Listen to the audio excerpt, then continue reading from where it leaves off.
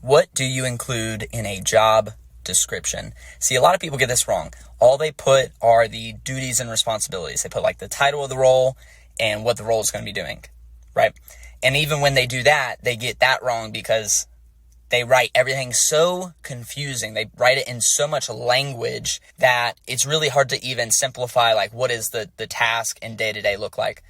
Things you need to include. You need to include what's the status. Is it W-2? Is it 1099? You need to include performance expectations. So what are the KPIs that are most important for the role? You need to include the compensation plan, benefits, perks, winter performance reviews. What's the schedule expectations? All of these are things that should be in a job description. We call it a job description, but most of us get that wrong because you think, oh, I just need to put the duties in it.